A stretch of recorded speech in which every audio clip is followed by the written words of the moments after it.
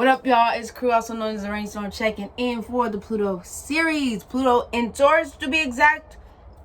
Welcome. I'm a Cosmic Rootwork astrologist specializing in Mars activations as well as North Node and South Node consultations. So if you'd like to book a personal reading with me, you can hit me up at araneaestorm.wix.com/info, and you can find me on all social media at araneaestorm. So check it out. All right. Not gonna spend too much time. I used to do these other things, but we just gonna go ahead and drop it on that one. All information on my tapestries, my artwork. If you want to book a personal reading with me, once again, you can hit me up below. Mars activations as well. New moon monthly Mars activations as well. So you can hit me up with the link below. But other than that, let's get right the fuck into it. We're gonna talk about Pluto first, and then after we talk about Pluto, we'll go into Taurus.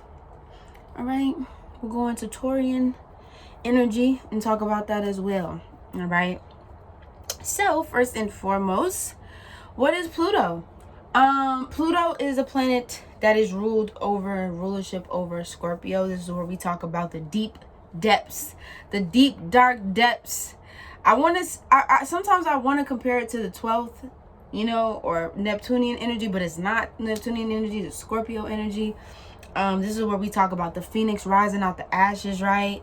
Going into the dark, deep depths of the thing and then coming up and rising anew.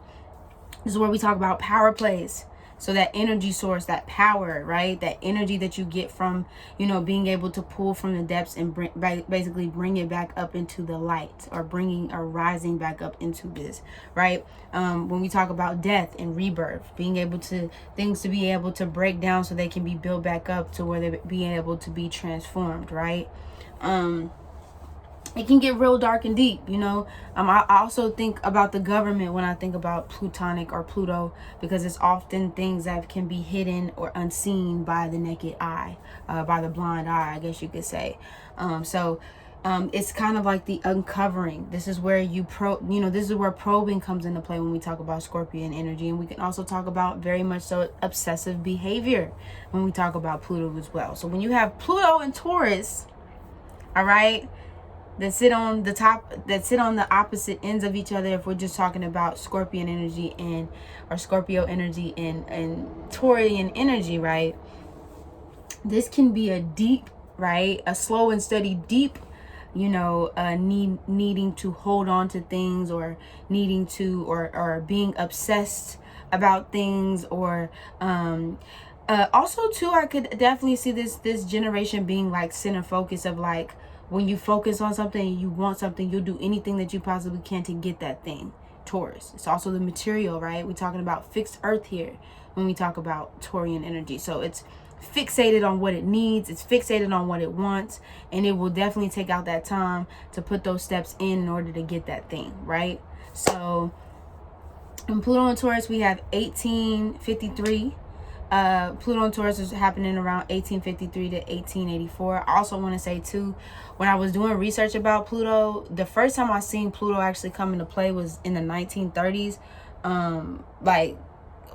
Then also it's weird because I see that Pluto was discovered in the 1930s, but they also talk about it in reference to this coming of America, right? Or this, after we left Pluto and Aries, but this coming of this nation, or this birth of the nation. So Pluto and Taurus, I feel like after Pluto and Aries was like discovering, quote unquote, colonization, right? And then Pluto and Taurus was actually establishing like the earthly foundation for what the world was going to look like years and years and years and years, because that's what Taurus does. They plan for years and years and years and years and years and years at a time.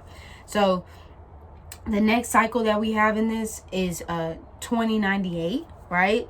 And so like I said, this is coming in for grounded, I put slow and steady, but grounded transformation within the earth, within the world. This is like when constitutions, and not just the constitution that we have in America, but just constitutions of what this world was going to be built on. Because also too, we don't just talk about the material plane of just land when we talk about Taurian energy, but this also has to do with money. So banks being established, right? This idea of the fact that we have banks that are controlling our neighborhoods. We have banks that are controlling our cities. We have banks that are controlling our economies and controlling our money and where it goes and these third party users. When Pluto and Taurus came into the building, or when Pluto and Taurus came into the picture, that's when these banks started to be established on American, quote unquote, soil, you know. This is also where we talked about like resources being exchanged. And also too, I want to say that it says that it's about a 14 to 31 year cycle, but I see like the middle ground being like a 23-year-ish cycle for each cycle. So it takes a good bit for, but you know, it takes a good bit for the everything to like really transition around the block, right? But we've never experienced Pluto and Taurus. Nobody is alive to be able to say that they've experienced Pluto and Taurus. We still haven't seen this energy actually play out on this earth, which is pretty dope. You feel me? Yeah, because it's new. It's definitely a new kind of energy. So I'm actually interested to see if I do reincarnate once again, or if I'm still alive. I don't know, you know? But what is that? 70 years from now? Hey, still might be in the building, you feel me? So I might be able to bear witness to this particular cycle myself. And then I'll come back and do an update video. Old as shit. But hey, we in this bitch talking about Pluto and fucking Taurus, right? But basically, I had to eat my oranges, y'all. I've been on an orange kick. Maybe because I'm talking about Taurus. Yeah, you get it. To my Taurians out there.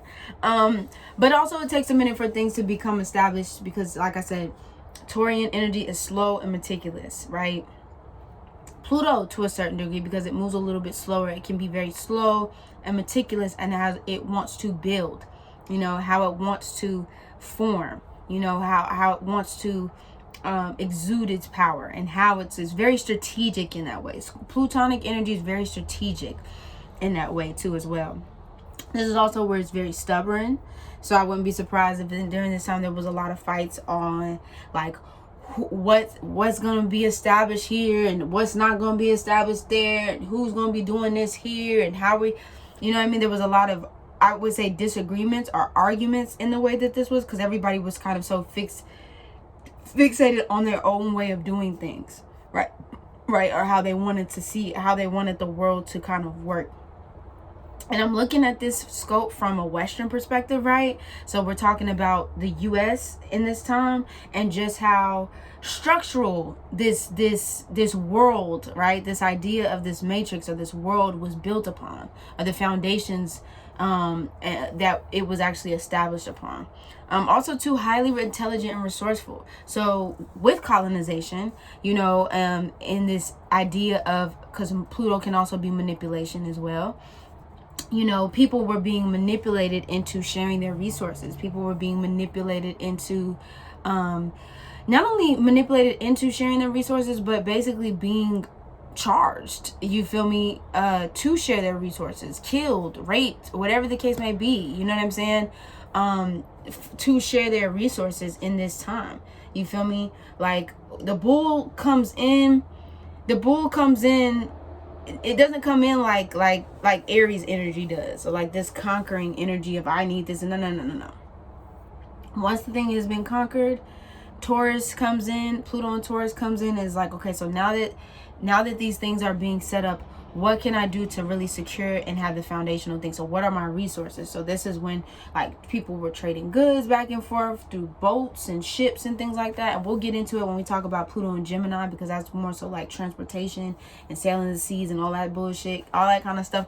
That's more so Pluto and Gemini, but getting ready for this. So this structural foundation of what that will look like to be able to trade and communicate, because we're also talking about Pluto, so our Taurus, which is the throat chakra, so which in ways in which we communicate with each other was being transformed. You know what I mean? Different languages, different religions, different texts, different things, all this stuff was coming into play. So, you know, also Taurus likes to stick to the script. Like I said, this is the long haul energy. Like, what is this gonna look like from, sorry y'all, I got a mosquito bite and this motherfucker is irritating the fuck out of me. Anyway, how's this shit gonna look down the line? You know what I mean? How's all this stuff gonna play out when we go down the line, like structural wise?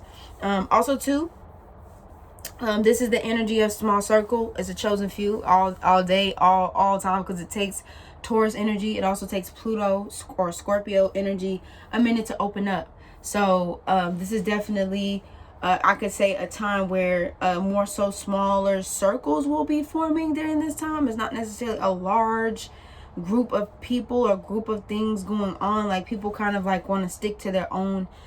People will share ideas and share information with each other, but it's not like on an Aquarian scale, right? You know, or a Sagittarian scale, you feel me, of that, or Gemini scale, only, you know what I'm saying, through local communities and things like that. Like, resources are there, but then when you get to Pluto and Scorpio, or Pluto and Gemini, it's like how we're going about sharing those resources, right? So a little bit of that, and then also too, my own way. You know, I want to do it in my own way, but also knowing that you can try to do it in your own way, but you also have to keep that balance of being able to lean onto your community to make those things happen. That sometimes we get that shit misconstrued, but really that's really what it comes down to, and what that shit is about, is being able to take those resources, put those resources together, and share those resources amongst each other, right?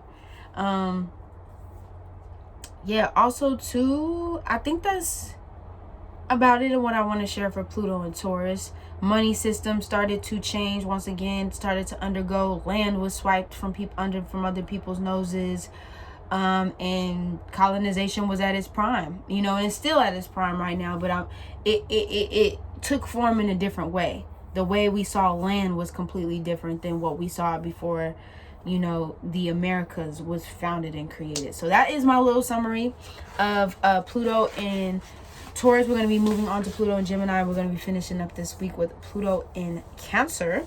If y'all have anything that y'all want to add to this, or anything that y'all want to exchange, y'all definitely can leave it in the comments below. You feel me? Like, again, like I said, we haven't experienced this as a generation, so it's going to be interesting to see, you know, how those things play out in the future. So like I said, it's araneaestorm checking in, checking out without a motherfucking doubt. Peace.